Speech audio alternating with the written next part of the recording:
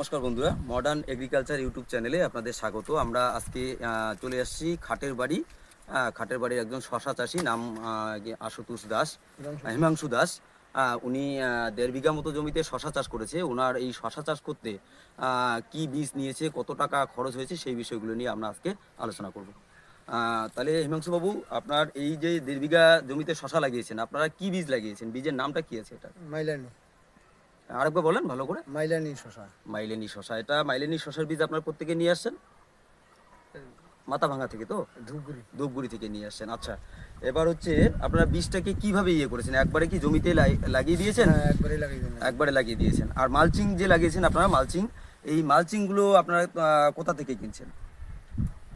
নিশিগঞ্জ থেকে। আচ্ছা, এক একটা মালচিং এর দাম কত টাকা? এই 1.5 বিঘা জমিতে কতগুলো মালচিং লেগেছে, বা কত টাকার মালচিং লাগছে আপনার? ওই 5,000 টাকা। 5,000 টাকার মতো। আচ্ছা, ঠিক আছে। আর হচ্ছে আপনারা যে এই শশা চাষ করেছেন, যখন কি বীজগুলো লাগিয়ে জমি তৈরি করেছেন, তখন আপনারা জমিতে কি কি সব সার দিয়েছেন? মানে কি কি সার দিতে হয়েছে আপনাদের জমিটা তৈরি করার সময়? দর্শা তো চুন টুন দেওয়া হয়। চুন দেওয়া হয়। আচ্ছা এছাড়া ওই রাসায়নিক বলতে ওই কীটনাশক তো দেওয়া দিতেই হয় জমিতে। আচ্ছা আচ্ছা।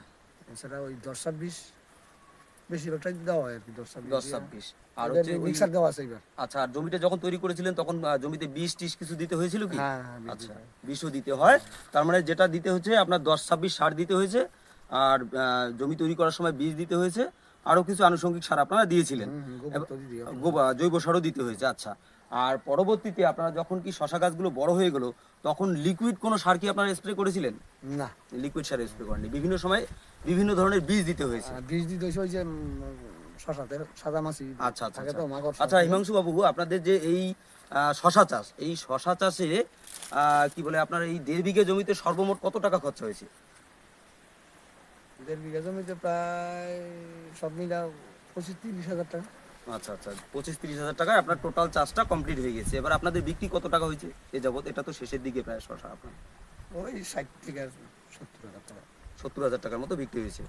ঠিক আছে হিমাংশু বাবু, আপনাকে অসংখ্য ধন্যবাদ আমাদের ইউটিউব চ্যানেলের পক্ষ থেকে। আপনারা মানে উন্নত ধরনের চাষবাস করেন, আরও ভালো করে চাষ করেন। আপনাকে অসংখ্য ধন্যবাদ আমাদের চ্যানেল থেকে। নমস্কার।